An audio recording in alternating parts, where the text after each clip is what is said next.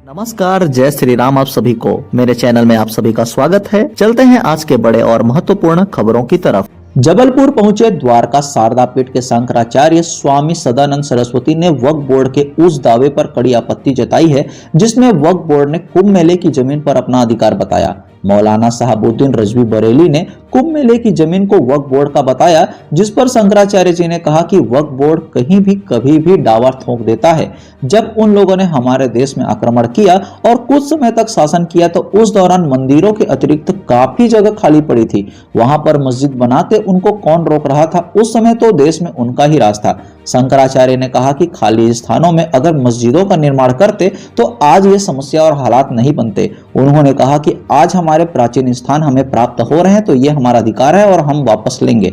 वक्फ के दावों को लेकर शंकराचार्य जी ने यहाँ तक ये भी कह डाला कि अगर कोई लोकसभा में दावा कर दे तो उसे कौन मानेगा। उन्होंने ये भी कहा कि अगर हम आपकी मस्जिद में जाएं तो हमें मत जाने देना। प्रयागराज में होने वाले कुंभ मेले में सनातनियों ने गैर हिंदुओं के रोक पर सरकार से मांग की है। इस विषय पर शंकराचार्य स्वामी सदानंद सरस्वती ने अपनी सहमति भी जाहिर की है। उन्होंने ये भी कहा है कि जो हिंदू धर्म नहीं मानते, भारत माता को वंदे मातरम नहीं बोलते, इसको लेकर उन्हें अगर कोई तकलीफ है तो फिर कुंभ में जाने का क्या काम है। पूर्व मिस इंडिया ने ग्लैमर छोड़ सनातन की राह पकड़ी। जबलपुर में शंकराचार्य से गुरु दीक्षा ली। कहा रील नहीं रियल लाइफ खूबसूरत हो।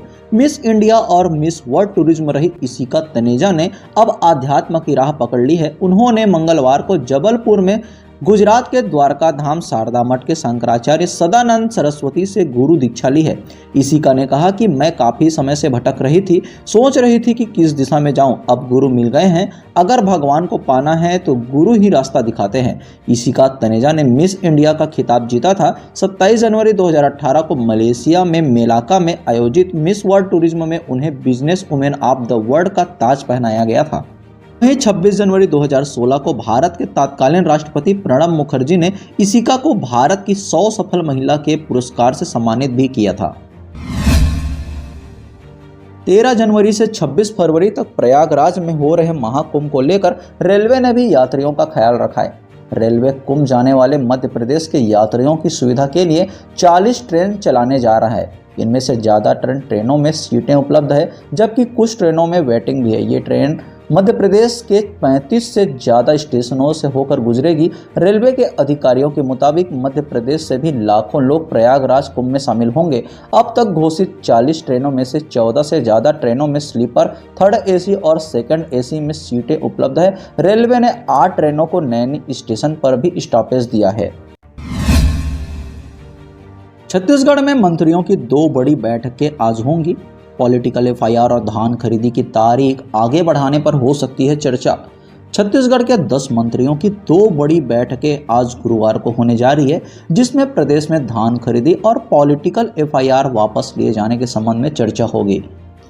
खाद्य मंत्री दयालदास बघेल की अध्यक्षता में होने वाली इस बैठक में 6 मंत्री शामिल होंगे, जिसमें धान खरीदी की तारीख आगे बढ़ाने को लेकर चर्चा हो सकती है। साथ ही कस्टम मिलिंग को लेकर भी बात होगी। बैठक में कृषि मंत्री रामविचार नेताम, वन और सहकारिता मंत्री केदार कश्यप, वित्त मंत्री ओपी चौधरी, स्वास्थ्य मंत्री श्याम बिहारी जायसवाल और राजस्व मंत्री टंकराम वर्मा भी मौजूद रहेंगे। इससे पहले 20 दिसंबर को एक बार मंत्रिमंडल की उप समिति की बैठक हो चुकी है। लीजेंड्स 90 क्रिकेट लीग रायपुर में तमन्ना भाटिया देंगी परफॉर्मेंस। क्रिस गेल लगाएंगे शॉट। रैना छत्तीसगढ़ के लिए खेलेंगे। 6 से 18 फरवरी तक होंगे मैच। आज की रात हुस्न मजा सॉन्ग से हर जगह चर्चा में आई एक्ट्रेस तमन्ना भाटिया रायपुर आ रही हैं, जो Shaheed Veer Narayan Singh international cricket stadium में कई बॉलीवुड स्टार के साथ परफॉर्मेंस देंगी। दरअसल रायपुर में 6 से 18 फरवरी तक इंटरनेशनल लीजेंड्स 90 क्रिकेट लीग होने वाला है, जिसमें cricketer Chris Gayle, Harbhajan Singh, Suresh Raina, Yuvraj Singh खेलते हुए नजर आएंगे। इसमें छत्तीसगढ़ के खिलाड़ी भी अपना हुनर दिखाएंगे। इससे पहले लीजेंड्स 90 क्रिकेट लीग को श्रीलंका में आयोजित किया गया था। ये भी चर्चा है कि सोनू निगम, हार्डी सोन, विशाल मिश्रा जैसे सिंगर्स भी आएंगे। आयुष्मान खुराना समेत कई एक्टर्स भी रायपुर में होने वाली इस क्रिकेट इवेंट में दिखेंगे। इस लीग में छत्तीसगढ़ के खिलाड़ियों को भी मौका दिया जा रहा है। प्रदेश के अनुभवी खिलाड़ियों को टीम फ्रेंचाइजी ने कैटेगरी में रखा है। इसमें मुख्य रूप से विशाल कुशवाहा, अमित मिश्रा, पुलिसकर्मी कलीम खान और पंकज राव, जतिन सक्सेना और मनोज सिंह भी शामिल हैं। बिहार में पर्यटन को बढ़ावा देने के लिए पटना में बनेंगे 3 नए 5 सितारा होटल। बिहार सरकार पटना में 3 नए 5 सितारा होटल बनाने जा रही है। यह पर्यटकों की बढ़ती संख्या और औद्योगिक विकास के लिए किया जा रहा है। सार्वजनिक निजी भागीदारी मॉडल के तहत होटलों के लिए डेवलपर्स का चयन ई निविदा के जरिए होगा। निर्माण में सुल्तान पैलेस को संरक्षित करते हुए अन्य 2 स्थानों पर पूरी तरह नए होटल बनेंगे। इंदौर में आईसीआईसीआई बैंक में धोखाधड़ी, 6 लोग गिरफ्तार। इंदौर में आईसीआईसीआई बैंक की शाखा के 3 प्रबंधकों समेत 6 लोगों को गिरफ्तार किया गया है। उन्होंने सॉफ्टवेयर का दुरुपयोग कर मध्य प्रदेश, पंजाब, गुजरात और तेलंगाना के 12 ग्राहकों के खातों से करोड़ों रुपए की धोखाधड़ी की। महंगे मोबाइल, घड़ियां और डिजिटल सोना खरीदने के लिए उन्होंने खातों में सेंध लगाई। पुलिस ने 20 लाख रुपए का माल और कुछ ग्राहक धन भी बरामद किया है। अमेरिकी राष्ट्रपति डोनाल्ड ट्रंप ने उच्चतम न्यायालय से न्यूयॉर्क की अदालत द्वारा सुनाए गए पोर्न स्टार को चुप कराने के मामले की सजा स्थगित करने का अनुरोध किया है।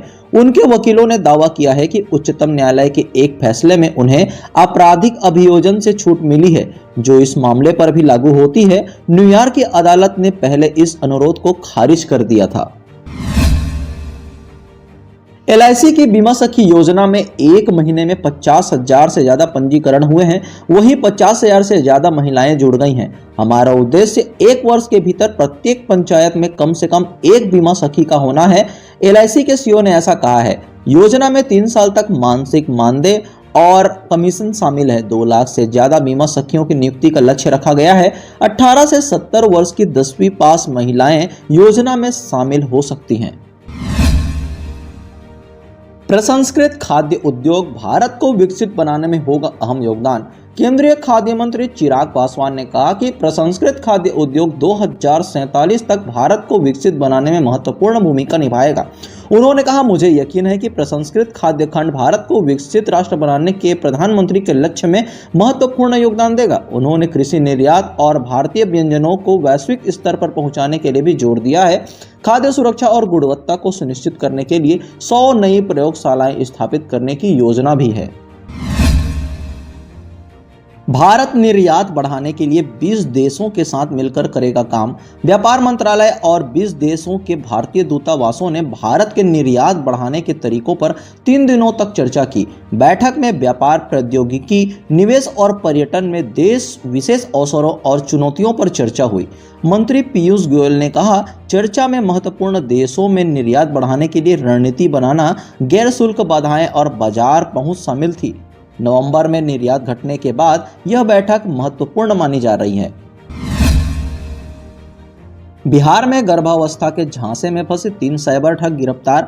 बिहार के नवादा में पुलिस ने 3 साइबर अपराधियों को गिरफ्तार किया है। ये लोग महिलाओं को गर्भवती करने के झांसे में 5 लाख रुपए की नौकरी का लालच देकर लोगों से ठगी करते थे।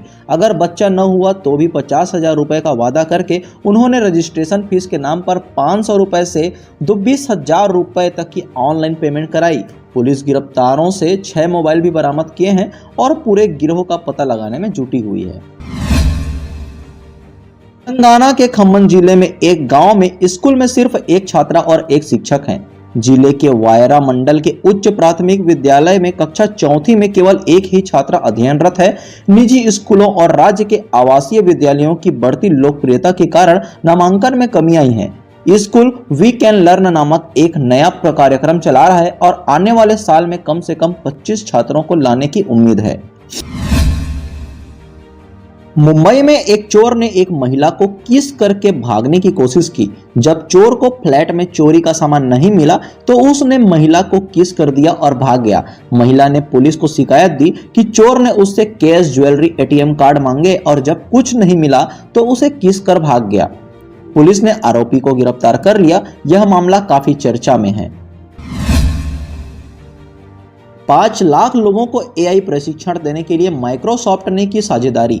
माइक्रोसॉफ्ट और इंडिया एआई ने मिलकर 2026 तक 5 लाख लोगों को आर्टिफिशियल इंटेलिजेंस में प्रशिक्षित करने का फैसला किया है। सरकार ने कहा है कि हमने पिछले साल 20 लाख लोगों को प्रशिक्षण देने की घोषणा की थी। इसके लिए 10 राज्यों में एआई उत्पादकता प्रयोगशालाएं और एआई पाठ्यक्रम बनाए जाएंगे। साथ ही छोटे शहरों में एआई कैटलिस्ट केंद्र भी खुलेंगे। सरकार ने एआई के विकास के लिए 10,372 करोड़ रुपए की मंजूरी भी दी है। 15 साल की हंसनी ने जीता राष्ट्रीय टेबल टेनिस खिताब। 15 साल की तमिलनाडु की हंसनी ने वडोदरा में हुई अंतर्राज्यीय जूनियर और युवा राष्ट्रीय टेबल टेनिस चैंपियनशिप में अंडर 19 वर्ग में खिताब जीता। उन्होंने फाइनल में हरियाणा की सुहाना सैनी को 4-2 से हराया। हंसनी ने पहले भी कई सफलताएं हासिल की है, जैसे कि अंडर 13 वर्ग में विश्व नंबर 1 रैंक हासिल करना। वे भारत सरकार की खेलो इंडिया छात्रवृत्ति पाने वाली है। प्रधानमंत्री नरेंद्र मोदी ने आंध्र प्रदेश में 2 लाख करोड़ की परियोजनाओं का उद्घाटन किया। हरित हाइड्रोजन पर भी उन्होंने जोर दिया। प्रधानमंत्री नरेंद्र मोदी ने विशाखापट्टनम में 2 लाख करोड़ रुपए से ज्यादा की परियोजनाओं का उद्घाटन किया। साथ ही उन्होंने कहा कि आंध्र प्रदेश सूचना और प्रौद्योगिकी का केंद्र है, अब उसे नई भविष्योन्मुखी प्रौद्योगिकी का केंद्र बनना चाहिए, जैसे हरित हाइड्रोजन। उन्होंने हरित हाइड्रोजन हब परियोजना की आधारशिला रखी और कहा कि यह भारत का पहला ऐसा हब है। उन्होंने आंध्र प्रदेश के विकास के लिए केंद्र सरकार की प्रतिबद्धता भी दोहराई। पश्चिम बंगाल पुलिस ने मालदा में टीएमसी पार्षद दुलाल सरकार की हत्या के मामले में 2 और लोगों को गिरफ्तार किया है। पुलिस का कहना है कि हत्या के लिए 50 लाख रुपए की सुपारी दी गई थी। गिरफ्तार लोगों में टीएमसी का मालदा नगर इकाई अध्यक्ष भी शामिल है। उन्हें इस मामले में फंसाया जा रहा है, ऐसा गिरफ्तार व्यक्ति का दावा है। अब तक 7 लोगों को गिरफ्तार किया जा चुका है और जांच जारी है।